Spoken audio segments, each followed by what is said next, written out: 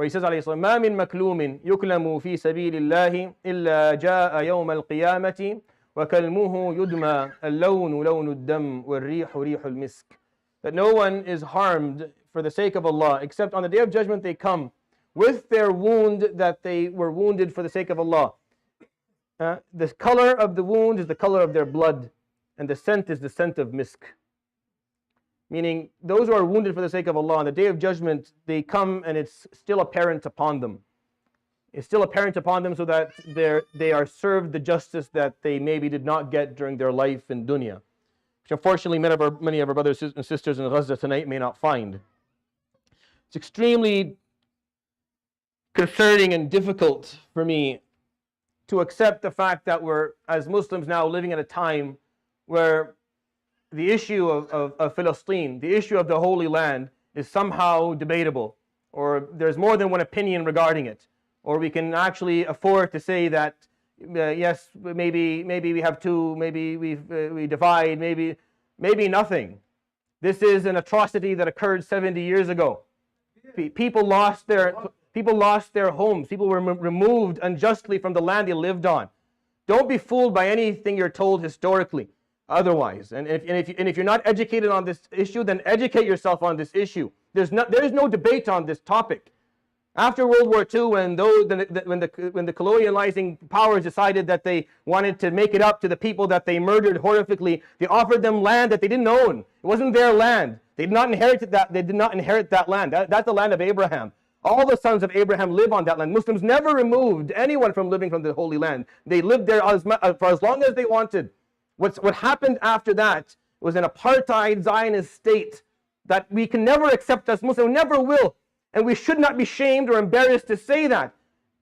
And when the focus becomes on the people who are trying to resist, or the people who refuse the mazlama, they refuse the oppression, and we focus on that then that becomes that double standard is so painful and just so atrocious that there is no way that you should be ever okay with that. And what's going to and what our brothers and sisters in Gaza put up with is nothing less than heroic. Is nothing less than heroic what they have to put up with every single year. And it's unfortunate that we have to come to this point every year or so. I have to sit here either after a Jum'ah or on a Jum'ah or after a Khatera. I have to say all this stuff. And then they stop bombing after a couple of days, and then we forget about it as if the issue is not there anymore, only until it comes back again for us to talk about it again.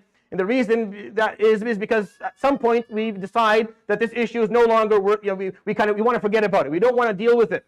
Now, you don't have to agree with what the resistance does or what it doesn't do. It doesn't matter whether you agree or you don't agree. Your political opinion doesn't matter. You're not there. You're not someone who got kicked out of his land. You're not sitting there watching them you're not there. You can never tell someone who was oppressed that, no, you should have responded to oppression a little bit better. No, you go to the oppressor and say, get out. Remove your oppression and move on. You don't get anything else. There is nothing available to you. Someone who's oppressed, if they lash out and behave in a way that you don't like, you don't get to come to them and say anything. You look at the person who oppressed them and you remove the oppression first. And as a Muslim, I have no comment. I will never comment on anything that I don't like or don't agree with from my Muslim brothers and sisters. What I do know for sure is that they have a haqq. They are haqq. There's a right. They have a right. And that right they've been denied that right for a long time. And that right has been forgotten about. And they're not the only ones. A lot of Muslims around the globe have the same problem, by the way.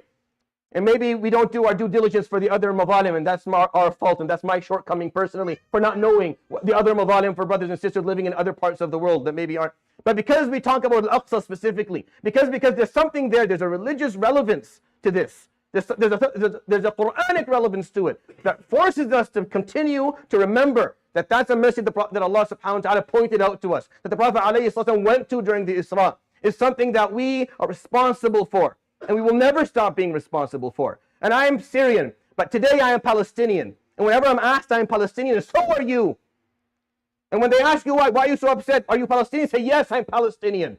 Because Muslims don't really belong to a specific piece of earth. Because we're all Muslims. It doesn't matter where you come from. Your texture, the tone of your skin and the tongue that you speak means nothing when we talk about the huquq and the mazalim and the oneness of our ummah. And we don't get a lot of chances to be one, by the way.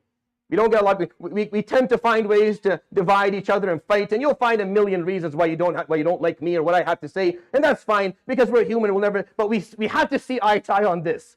And for this specifically, for the rights of our brothers and sisters in Gaza today, who are going to be, the next few nights are going to be difficult. For sure, the next couple of nights are going to be very difficult for all of us to watch and to hear. If you can't stand by them with your wealth, then at least with your dua. I know that probably, inshallah, I know that the LMM already put something together, Mac will put something together. Find the outlets for who is looking for, who's helping our brothers and sisters there, and send wealth there to help them. And make sure that we contribute to them in a meaningful way financially. If we can't contribute any other way, then at least do that and make dua for them. And if you have friends there, people there, give them a call and make it. This is not an easy thing. They are carrying the taxation on behalf of all of us. The taxation of that dhulm that happened, that was let go. See, dhulm, if you leave it, it's like cancer. It just keeps on growing.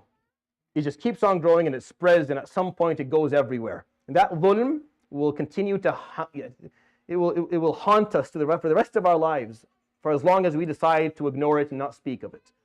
And today we have the opportunity at least to talk about it, at least to remind ourselves, to teach our children at least. Make sure they are proud Muslims, and they understand what happened, and they understand what needs to happen.